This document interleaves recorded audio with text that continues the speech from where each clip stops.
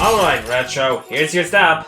Thanks. Do you need me to ride back to your place, Silver? No thanks, my car's outside. And besides, Retro owes me back my copy of Mario Galaxy. Wait a minute. Pikmin 442? What are you doing in my house? Have you not heard? Pikmin 4 is here! Where have you been? I haven't been able to reach you for weeks! We, took a road trip and got a bit lost. These bozos tried to go to the moon in a car with the fuel being games. What? Y'all went to the moon and didn't invite me? Wait. Did you say Pikmin 4 is out now? Yeah, it's been out for a month. Oh, I wanna play! Okay, you two have fun. I'm gonna go now. I'm needed elsewhere. Yeah, me too. Don't worry that rich corporate jet who needs his kit. We really need to explain our lore a bit better. Anyway... What the f*** happened to my car? So, it's finally here. Performing for you, it's DK! After 10 years since Pikmin 3 on Wii U, Pikmin 4 is finally here! Keep it together, man! Sorry, but I've been waiting for this moment and now it's here. A lot has happened since Pikmin 3 too. There were a load of Pikmin shorts, which is just... Hey Pikmin released? Pikmin 3 got ported to the Switch, which boosted sales for the franchise. Not even Pikmin 1 got half of those sales. Oh yeah, and Pikmin 1 and 2 released on Switch, and I pre-ordered the physical version, so I don't know yet. But it's really funny seeing newbies' reactions to the franchise, and the amount of glitches. Is this new, or have they always been there? And, of course, the countless teasers of a new Pikmin game for 10 frickin' years! Again. Also, Pikmin 3 Deluxe got a new logo. I don't like it. And now that Pikmin 4 is finally here, let's see if it lives up to this huge hype. The story starts with Captain Olimar, wait for it, crash landing again! Woo! Come on, dude! He then meets the Pikmin which... he meets them for the first time? Oh, you must be talking about the first game. After time pass, he then meets a dog who, after giving her treats to, becomes loyal to Olimar. This is a story reboot, isn't it? Once they got to the last location, the Pikmin ran off for some reason, so you got to call them all back, defeat this enemy, and collect the interstellar radio. Now Olimar can finally send out an SOS signal, and after 1 month has passed, the rescue corps went to the planet to save Olimar. However, they also crashed. Is everyone just bad at driving? So now you, as a rookie, must rescue the rescue corps. And it's here where we get to create our avatar. Muster's back, baby! Once we arrive, we immediately rescue Ochi, the rescue pup, Colin, the communications operator, and Shepard, the captain. After coming across the ship, the SS Shepard, we learn that it's out of fuel. After encountering the Onion and Pikmin, we then bring the treasures back to the ship to... use as fuel since they have sparklium. Why do I need to remember this game exists? After that, all we had to do is save the rest of the rescue corps, then Olimar. Simple, right? Well, after playing through the game, you soon learn that there are more castaways on this planet. You see, when the SOS signal was sent out, Olimar also attached his voyage log with it. So now many different people came to this planet for various reasons. And they are all stranded. Seriously, can nobody pilot a spaceship? So, save the rescue corps, and Olimar, and everyone else, and collect a load of treasure to continue on to the next area. I need a break. So the game controls smoothly and you now can move the camera in any direction. While Pikmin 3 had something like that, this one, you have a free camera to get up close with the creatures or move it far away for a bird's eye view of the area. As for the cursor, you can still lock on to stuff, but now it's automatic. I don't mind it, but it can get annoying during the later part of the game. Now, for the motion controls, I don't think it's in this game. I used the wired Pro Controller when I played it. Guess that's where I come in, since I prefer Joy-Cons, despite the really annoying drift issues. I got these controllers in the Mario Odyssey bundle! Why do they have to not work? But anyway, there is no motion controls. Just when I feel like I won't be using this for a while. Rant mode activate. Okay, granted, there is some motion controls. When you're holding down the button or repeatedly pressing it, you can aim a little bit more using the motion controls, similar to Pikmin 3 when you're locked onto something. And I'm sure it has its audience. But why did you get rid of it? They were perfect without motion controls. I guess if censoring it in the deluxe was annoying, but still, give me an option. I know I played 1 and 2 and 3 back then with the GameCube controls, but they were a huge pain. Sure, I got used to it eventually, but using the motion controls was a dream to use. So why take that dream away? I don't care what you thought was better. At the very least, give me an option. And, Is the motion controls the same for Pikmin 1 and 2 on the Switch? I still don't have the game yet. I only have Pikmin 1 and they gave you an option to use motion, and the motion is only for throwing and whistling. Otherwise, it's basically like how it controlled on GameCube. Okay, yeah, Nintendo! Why? Okay, spoiler warnings. Ready? Here we go. And it doesn't help that we get to this part at the end of the game where you had to kill all the enemies at that time limit with 5 purple Pikmin. And the auto lock is nice, but it'd be so much easier if I had the damn motion controls. What the heck is wrong with you? You should give me a motorbike. You're driving me insane!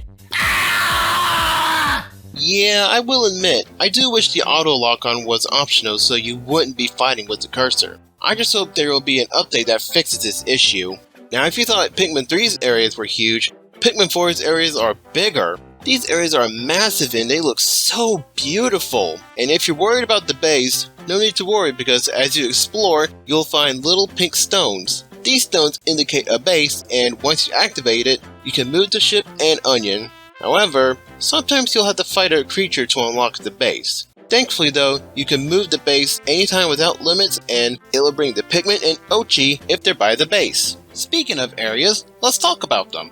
The first stop is the Sun-Speckled Terrace where you're taught a bit more about Ochi and first discover caves. They return, but now the layout isn't randomized like in 2, which I appreciate, and these are the only places to encounter wild Pikmin.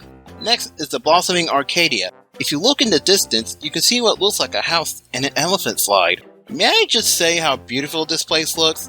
The petals falling, sprinklers, I can't take it! Next is the Serene Shores. Lots of water to swim, a giant sandcastle to climb, a cave that I question why did they bring it back, and it's the only area to be affected by time passing. Halfway through the day, the tide of the water will go down, making exploration much easier. We go inside a house in Hero's Hideaway and my goodness, this is a cool house. Getting to explore it has always been a dream of mine in a Pikmin game, and now it actually happened. Next, we have the Giant's Hearth, and it looks like a backyard with a barbecue pit, which does make the food look good. Finally, we have the Primordial Thicket. This muddy area is covered with mushrooms, so make sure to get rid of them, especially around one base. Yeah, these areas are big and beautiful. My personal favorite is the house. You mad lads, you finally did it.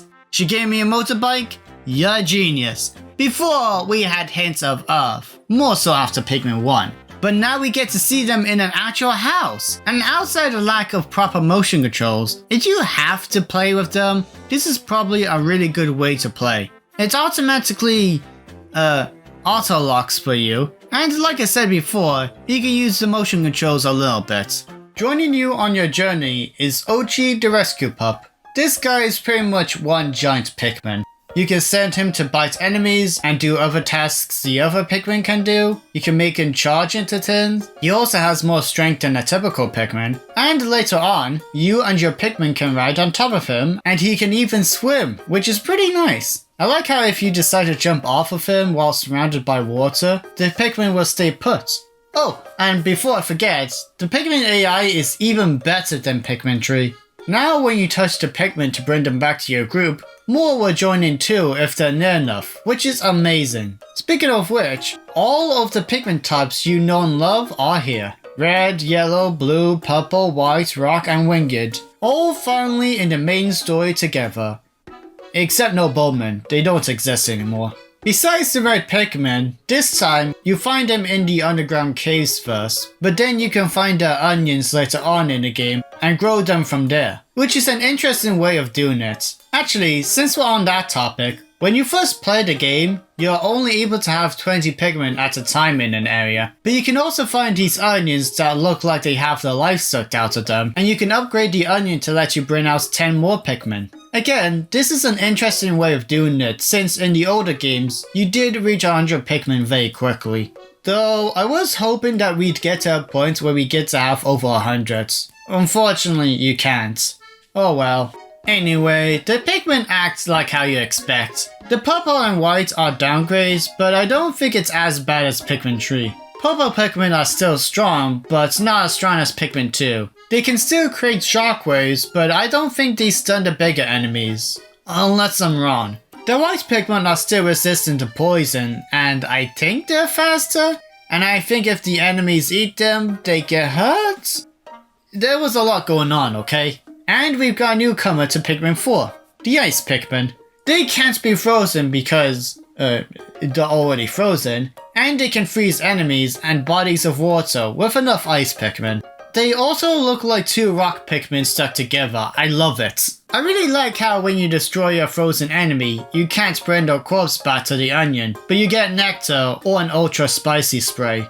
So if you feel like you have enough Pikmin, use the Ice Pikmin. But if you're desperate for more, probably best not to use them as much. I like the Ice Pikmin. They're almost like the Bitter Spray from 2, and freezing the water makes for some good puzzles. Ochi is a welcome addition. He's basically a horse, and it's even better that the Pikmin can cling onto him and can be useful to get away from enemies. Plus, his jumping brings a little bit of platforming. I swear, what is it with Nintendo and creating cute dog companions? While exploring, you'll come across caves, and unlike Pikmin 2, the layout is not randomized, and like Retro said, come across some wild Pikmin. They really improved these caves, like, you need to exit a cave early, you can select what floor you can start on, and some cave exits lead you to another part of the map. Just like in 2, you'll come across lots of treasure and most importantly, castaways. You'll either find one at the end of the cave or multiple on some floors. When I first heard that the caves were returning, I was really scared. The caves in Pikmin 2 was the breaking point for me. They were long, hard, and painful. So, how are they in Pikmin 4? I can dig it. I still prefer the overalls compared to the caves, but they're finally good now. I guess it was because of how they were randomly generated in 2 that they were brutal, because these are actually balanced with some really good puzzle elements, and going back to them isn't a pain anymore. If you want to return to them in case you need more Pikmin, or you want to collect a treasure or castaway you couldn't earlier, you can now choose which sub-level you want to go to, and leave at any time without losing anything. Stuff like this really made the caves a lot easier. Like for example, the return of the cave which you can only bring blue Pikmin to. That's funny. What next? Are they gonna bring back the water? Oh dear god! No! Pikmin 4 fell! Help me! I cannot believe they decided to bring this Flintstone car back! And it's not as bad this time. Maybe it's because with Pikmin 2, I kept trying to bring the treasures back despite this dude being there. But it's mostly thanks to the fact that when you defeat him and then come back, he is no longer there! Thank God! Wait, really? Yeah, going back to the cave in Pikmin 2 was annoying because even if you defeat him, he comes back. In Pikmin 4, he's gone for good! Yeah, it wasn't as bad as I thought. Not only are there safe spaces, but it's much easier to keep your Pikmin safe due to the fact that when riding Ochi, all of your Pikmin are bundled together, meaning no one tripping or getting caught on something. Plus, sending Ochi to get the treasures while you and the Pikmin are in the safe zone really helped me. So as you explore, you'll come across some leafy creatures called leaflings. They'll challenge you to test your Dandori skills. What does Dandori mean? It means to, as the game describes, organize tasks strategically and working effectively to execute plans. In a way, it perfectly describes the Pikmin series as a whole. So with these challenges, think of it like Pikmin 3's challenge mode. Your group of Pikmin will not join you and you will be assigned Pikmin based on what's in the cave. These challenges start out easy, but as you progress, they get more challenging and really test your Dandori skills. You'll only need a bronze to clear the challenge and rescue the Leafling. Huh. You're also like me in a way, but where do they come from?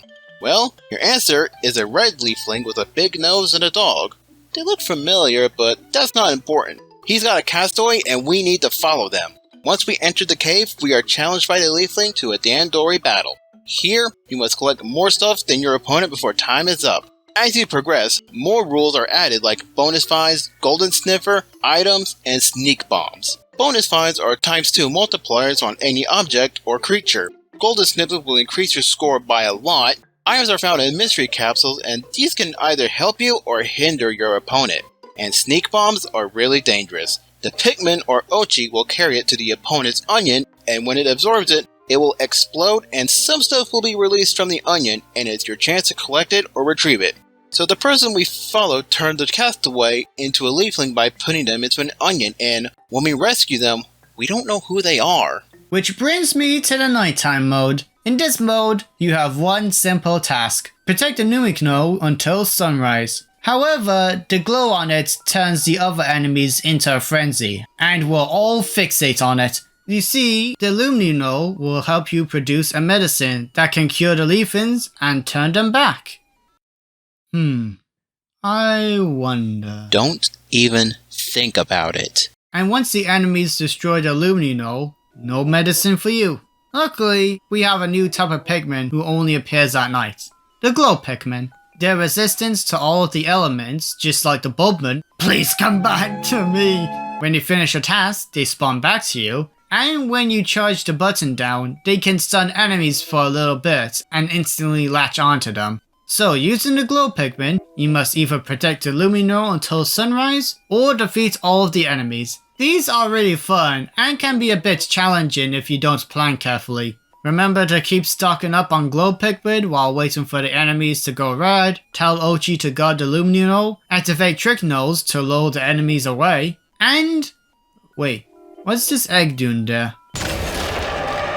Oh my freaking god! That one too?! To clarify, I've only heard of this enemy who only appears before day 15 in Pikmin 1, but I've never bothered to encounter it. But they brought him back?! Multiple times?! And he destroys everything in his path! To help along your way are unlockable gears. After rescuing Rust the Scientist, you'll be able to buy gears for you and Ochi. The usual gears return Scorch Guard, Anti-Electrifier, and Treasure Gauge. There are other gears that are really useful like the Survey Drone. It will let you see everything so you can plan out your day or see what creatures are in the cave. And the Idlers Alert will call all the idle Pikmin to your location without going to the Onion. Using these gears can be really helpful in the Dandori challenges and battles, so use them to your advantage. You're not the only one who can get gears. Ochi can get gears that make him resist to any element and make him a bit tougher. It's not much, but there are other ways to upgrade Ochi. You can train him to upgrade his strength, and give him new moves like being able to pluck Pikmin or swallowing treasures whole. There are also these side missions you can do for the castaways in exchange for raw material. Oh yeah, you can use raw material to build bridges and climbable walls, and purchase items like pick carrots and bomb rocks. Not gonna lie, the fact you can carry them instead of your Pikmin helps out a lot. Anyway, you can do side missions like explore 100% of an area, build more Pikmin, find a certain group of castaways, etc. These are pretty nice and add some more things for you to do. Of course, we've got the bosses again. They play out like Pikmin 2. Some bigger enemies, and some of the caves ends with a boss. But now we have boss gates! Ooh! They're alright, some returning like the Emperor Bullblacks, and some new like this long-legged Disco Stew. I wouldn't say they're all memorable, Water Rife, but they're fun nonetheless. Not much comment. It is a little weird hearing the air horn again. We don't got that meme as much nowadays. The last time I remember it being a thing was Spyro Reignited Trilogy. Boy, time do sure flies. Forgot what I was talking about. Yeah, these bosses were fun to fight, like the groovy Longlegs. Good beat, and I still can't believe there's now a Pikmin game with an air horn. Also, screw the refight with the Empress Bullblacks in the final cave! It got so bad I had to cheat it with co-op mode! Speaking about that, let's talk about it. co-op mode is busted. So player 1 controls the avatar and Ochi, and player 2 basically has a gun. Player 2 pitches pebbles which can damage and kill creatures, break down any walls, make the Pikmin carry stuff faster, and even throw items. As they help, they gain items like bomb rocks, scrummy bones, nectar, and ice bombs. Not gonna lie, while it's a neat idea and it plays alright, the co-op mode is a little overpowered. It destroys bosses. I do think they could have done Pikmin 3 Deluxe co-op using Ochi. You can even switch between the two. It would have been perfect. And you can have player 1 get on top of player 2, like in Donkey Kong Country Returns. All we get is Super Mario Galaxy. At least the bounce mode returns. Or Dandori Battle. It works pretty much like Pikmin 3 Deluxe, but with the rules you're probably familiar with after playing the main story for a little bit. Just as fun as ever with so much chaos. They are fun to play. It makes me wish you could play these online. Hopefully there will be an update that will add online play. Dude! Imagine Pikmin 4 Dandori tournaments! The graphics in these games are amazing. When I first saw the game back in September, I was amazed on how beautiful the area looked. I mean, look at it! The music is pretty and really fits the theme of each area. Relaxing beach music for serene shores, the wilderness sounds in Giant's Hearth, and the epic rock music on the final boss. They really went out for this game! Yeah, as I said before, big and beautiful. Even the caves look, well, better than Pikmin 2. Also now we can see this fat dude's butthole in HD. So, you gathered tons of treasures, rescued tons of castaway and leaflings, and did some Dandori battles. It's time to rescue Olimar at Hero's Hideaway. However, the cave for the Dandori battle is locked behind a safe, so you need to collect 3 card treasures to open the safe. Once you open the safe and win the Dandori battle, the red leafling turns out to be Olimar and Moss, who runs away. So, we cured Olimar, found every rescue corpse member, fixed the ship. It's time to head home. The credits roll and... wait. Is that Louie? What are you doing here? And what did you do this time? Oh no, he really is going to eat the treasures! Anyway, let's enter Lightspeed and... uh-oh. Something's wrong with Ochi.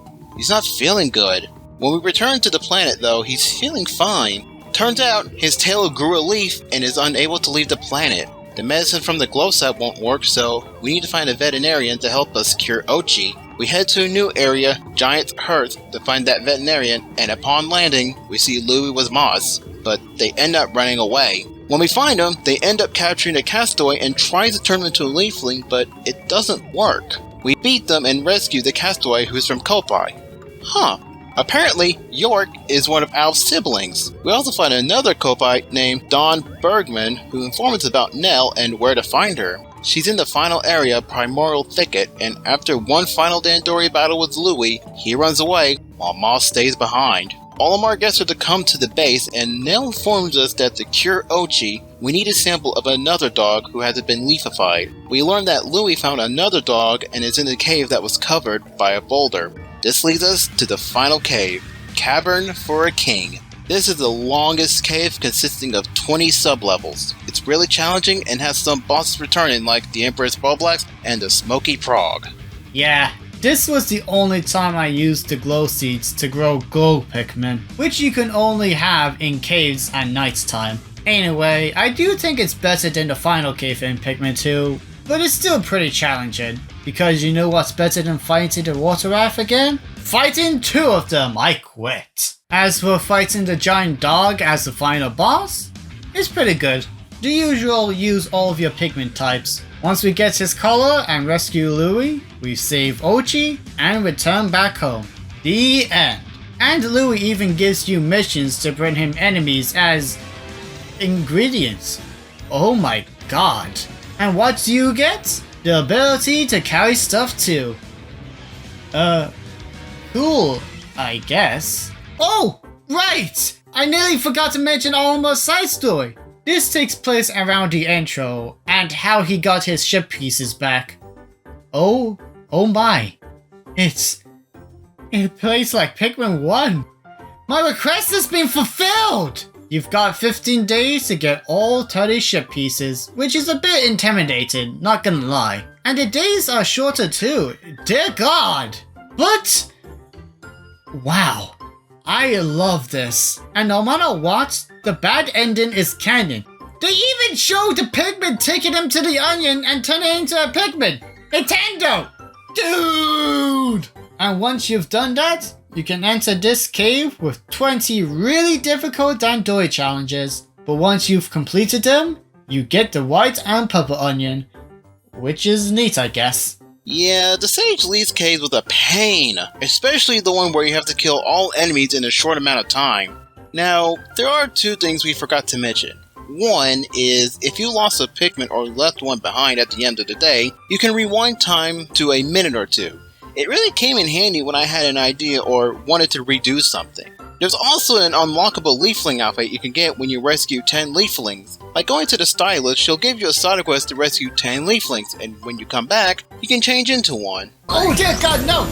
Go freaking back! Save ourselves! We're gonna turn into Pikmin! And that was Pikmin 4.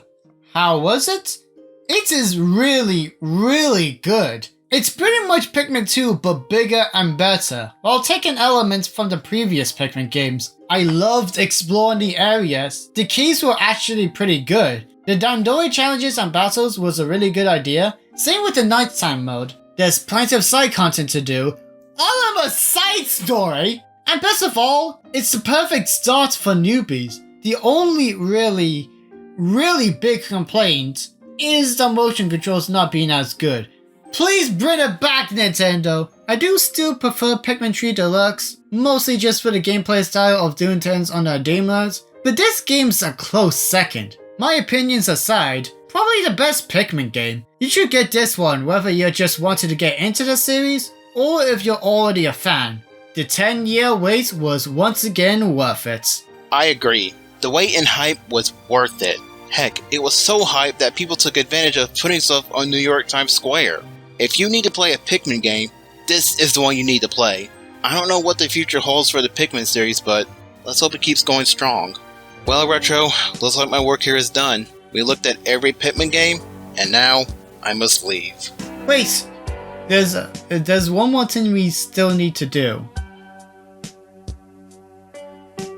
In 10 years on January, when we review Pikmin 5, I'm making damn sure I use that screaming joke.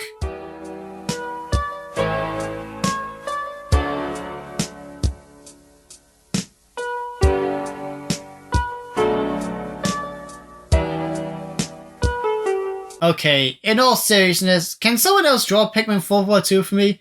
I have no idea what I drew. Sorry, buddy. No worries. I'm sure if we meet again, I'll come back stronger and can pick things up.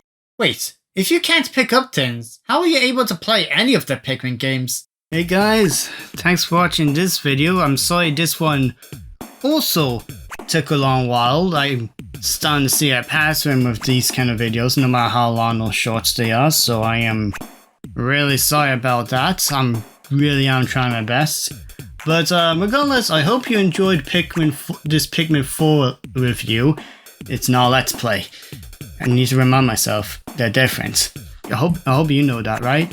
If you know the difference between Let's Play and review, please comment down below. And yeah, that was a very good game. I was really looking forward to that, and thankfully that did not disappoint. I took a long while to record the footage, not gonna lie, but I think I did a pretty good job in review.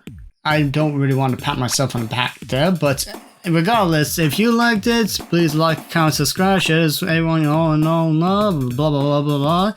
And as always, Patreon, hint hint.